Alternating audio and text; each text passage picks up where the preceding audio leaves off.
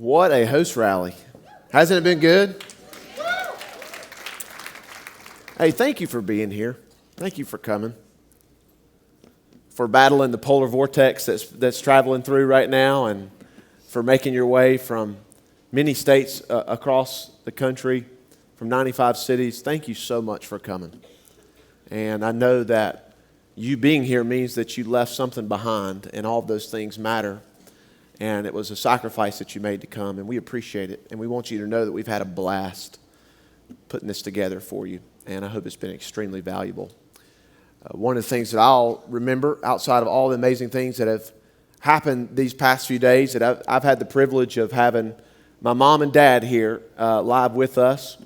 You would know them as Jim and Susan, but we now know them as Big Jim and Tootsie Roll. So wherever you are in the room, Big Jim and Tootsie Roll, I love you. And it's been so much fun having you guys here with me. I'm a little nostalgic now that we're about to part ways. And I know that what you need right now is not more content, so I'm not going to give it to you. You do not need another thing. You do not need another trick. You do not need another set of notes to unpack on your library day that Tim Disopoulos talked about the other day. So instead of doing all those things, I just want to leave you with a couple of questions. And as I reflect on these questions, maybe you'll find yourself reflecting on them simultaneously. And so here they go, just raw. This is me responding and reacting to all that's going on. I've been seeing these follow signs in the sides of this room. I saw the big honking set. Have you seen the set? Did you like the set? Do you feel good about the set that's up there? Very exciting. Every time we walk out of this room, I see this follow signage along the walls. And it's got me thinking, and maybe it's gotten you thinking, who have you followed? Who have you followed? Or who are you following? When I look back over my story, there's no doubt, especially with having Big Jim and Tootsie Roll here, these are people that I have followed. I followed Big Jim and Tootsie Roll. I can remember vividly being a little boy thinking to myself, I want to have a mustache just like my dad does. He wears a mustache. Remember those days when mustache, that was the thing. Everybody, it's like Magnum P.I. was it. Having a mustache, my dad had a great mustache. I brought a picture because I wanted you to just be able to see how great my dad's mustache. That's a perfect mustache. And my dad loved the dogs. He can bark like an English bulldog. I wanted to bark like an English bulldog. My dad loves the Beacon Drive-In, crushed ice and sweet tea. My dad loves the YMCA. Until this day, I still love going to the steam room and the jacuzzi because Big Jim taught me how to do that at the YMCA.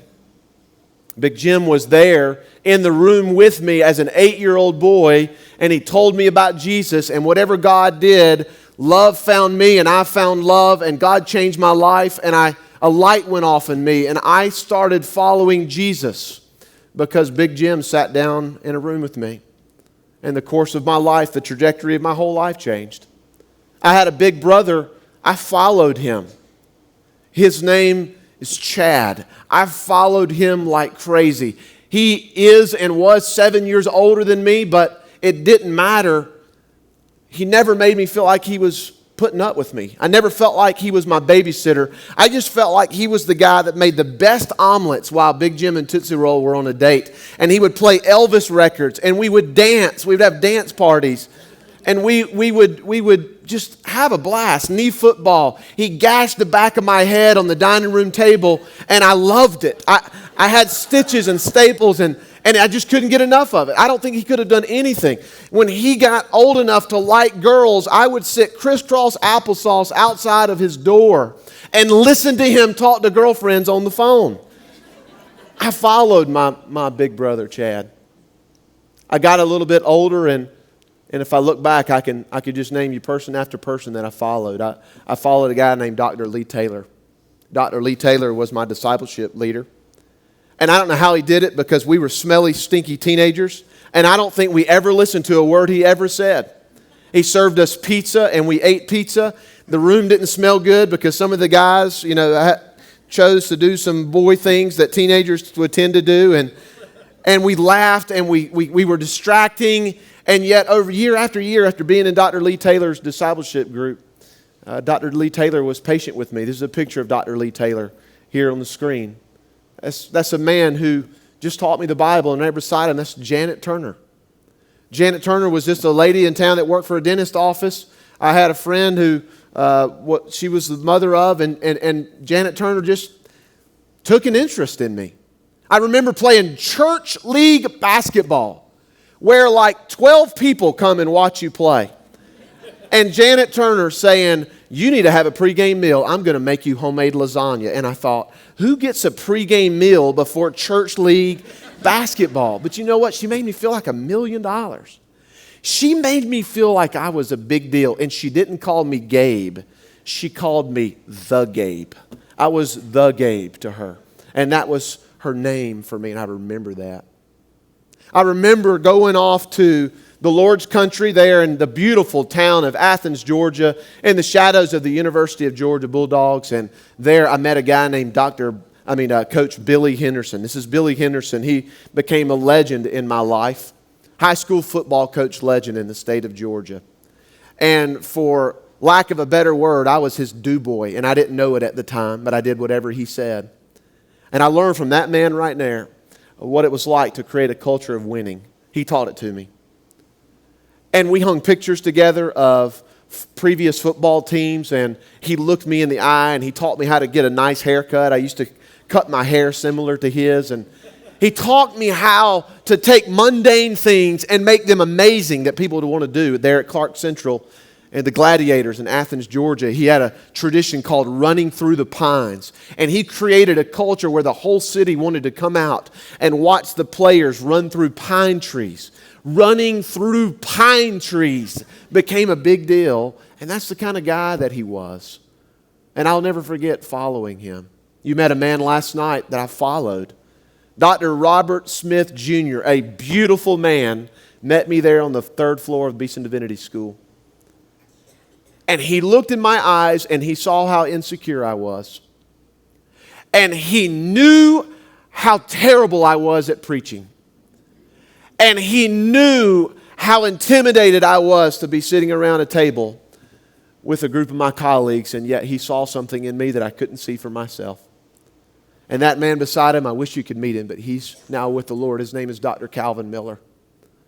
Dr. Calvin Miller taught me about the necessity of sometimes rolling down the windows. He had a convertible. He would take me on rides, and he taught me how to live the dream.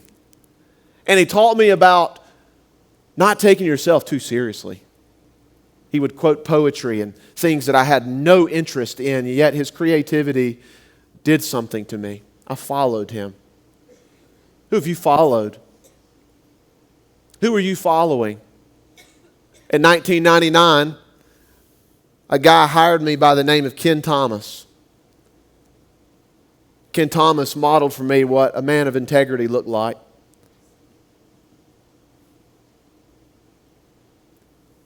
And somehow, following Ken Thomas, a guy who was a fellow little brother to an older brother, I learned that I didn't have to live my life just being Big Jim's son or just being Chad's little brother, that I could be Gabe Norris, child of the King, and that would be good enough. And some of the greatest days of my life have been the days that I've spent with Ken Thomas. Who have you followed? Who are you following? It's an interesting question, because the reality of your answer to that question is that you are becoming who they were and who they are becoming. That's what happens when you follow somebody.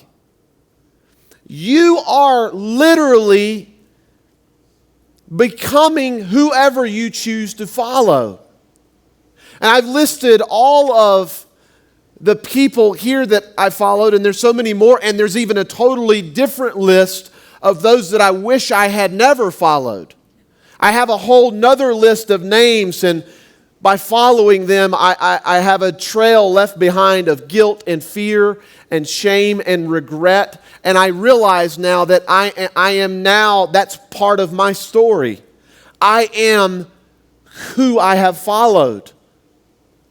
And this is a big question that we feel like God's led us to ask 28,000 campers and their extended families this coming summer. I really believe that we have a generation of completed 1st through 9th graders that are asking this question, but they don't have the maturity to be able to articulate the fact that they're asking it. Do I follow Taylor Swift or do I follow Justin Bieber? Do I have Bieber fever or whatever? Do I follow the Bible or do I follow Google? Why would I follow the Bible if I can get all my answers from Google? Do I follow my mom or do I follow my dad? Do I follow my church friends or do I follow my school friends? Do I follow my neighborhood friends or do I follow my sports friends? Do I follow Steph Curry or do I follow LeBron James?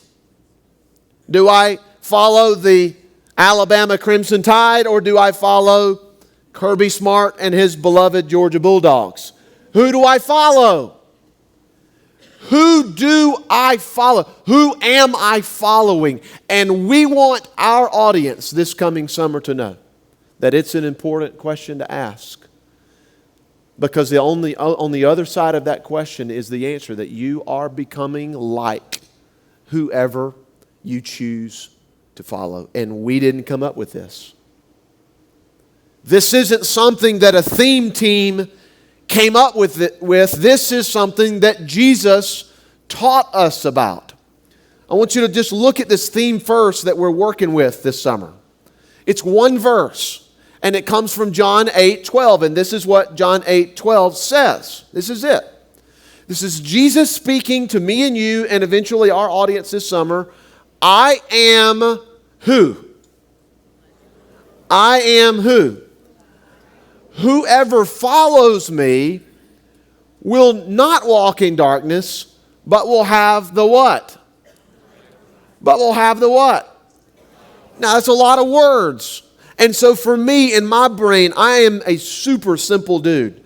I have to make things simple in my mind. If they're not simple, I just can't get it. And so I'm thinking about this, and that's why I put brackets around this verse. Because if you take these brackets out, and you still look at what Jesus says, let's go to the next slide, think of it this way. This is what Jesus is saying to me and you and to our audience this summer.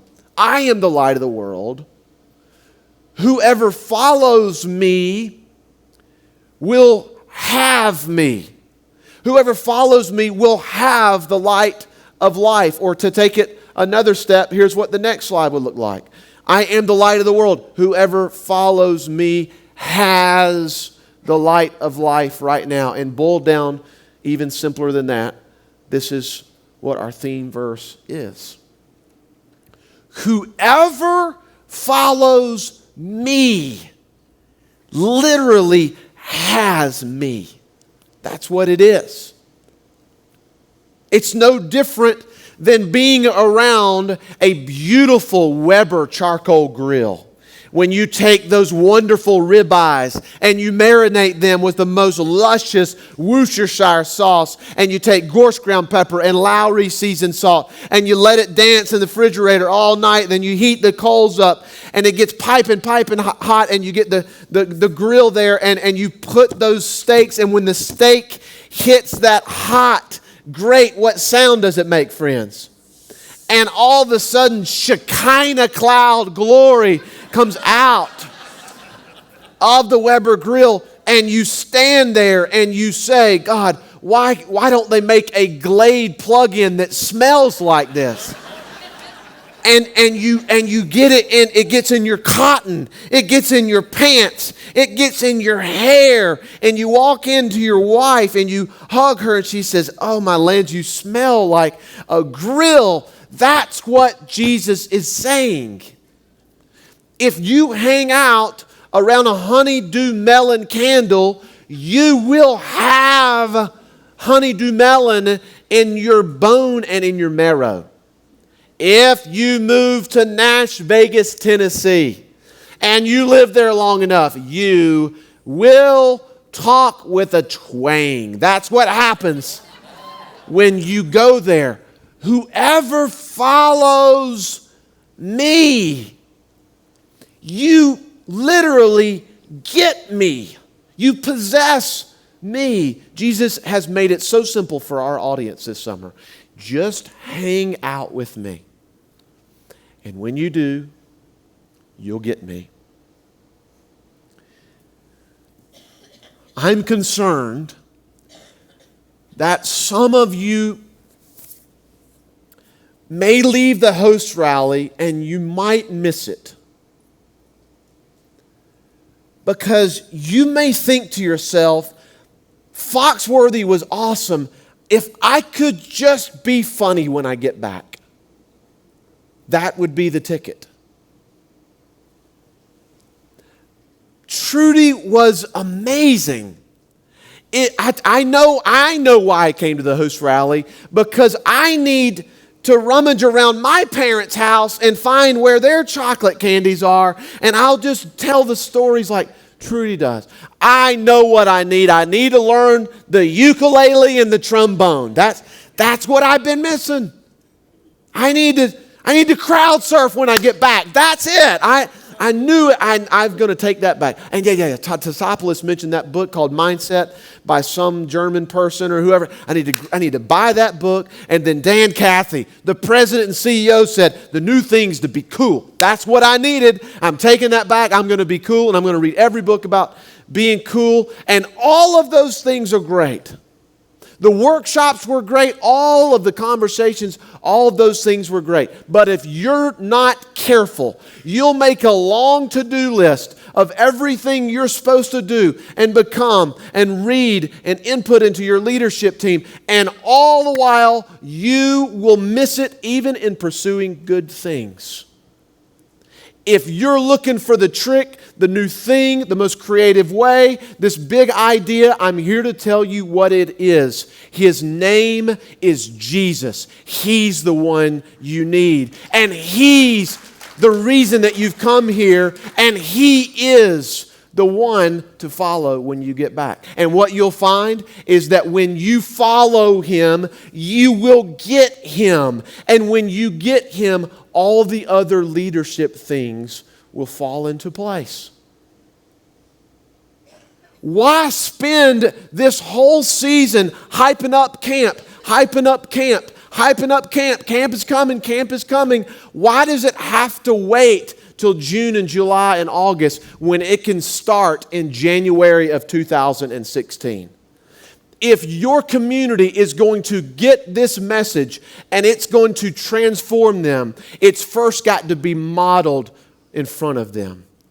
And that's your role when you get back. This summer, we're going to take our campers and their families to this theme. I want to show it to you because it's so simple. You are becoming like whoever you choose to follow. That's it. And every day at camp, what we're going to do is we're going to put campers at an intersection. You know that the set happens around a cityscape with people and hubbub going everywhere. And every day we're going to give campers an option. You can either choose to go this way that leads to light, or you can choose to go this way that leads to dark. And the choice is yours. And all we're saying with these words on the screen is, if you choose to go that way, you are following Jesus, and in the process, you are becoming like Him. Follow Him and you'll become loving. That's pretty complicated, isn't it? Follow Jesus and you'll have Him. And if you have Him, you'll be forgiving. Follow Jesus and you'll become wise.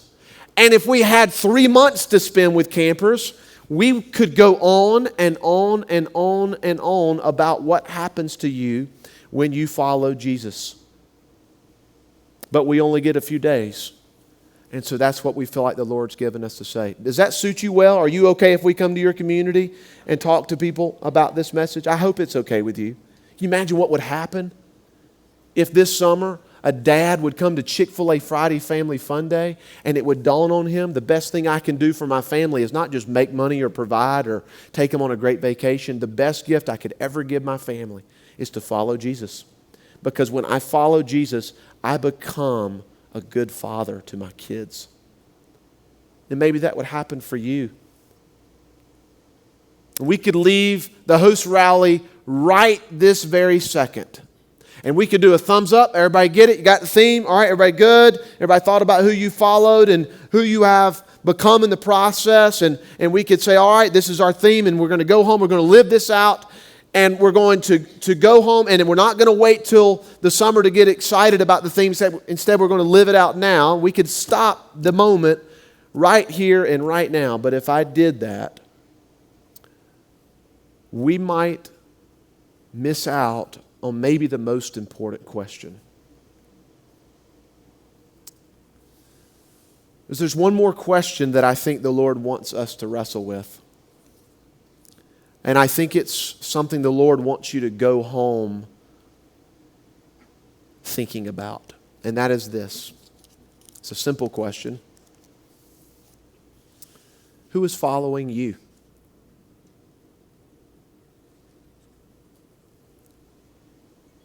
Who's following you? Who's following you? Is it your children? Is it your spouse who's following you? Is it your leadership team? Is it a team that you coach? Is it a class that you lead? Is it customers that take part in your company, your business, your daily operation? Who's following you?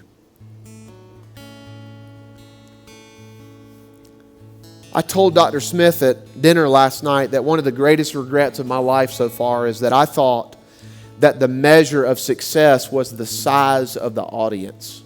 And I had it all wrong.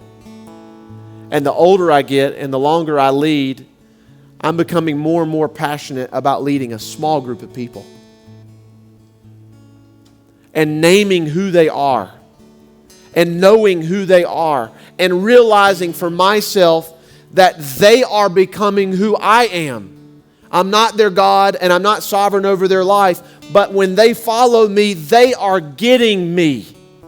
Whoever is following you is getting you. You are the smoke coming off of the charcoal grill. You are the candle that's blowing wind in their direction. You are the voice that's speaking into their life. You are the one that they're following. And in following you, they are getting you. What are they getting? What are they getting? What are your followers getting from you? I want to be known as a bald-headed man who loved the people around me. Don't you want to be remembered for that? I want when people come around me that they feel specifically encouraged every time they're around me. I want when my people come around me that they genuinely sense that I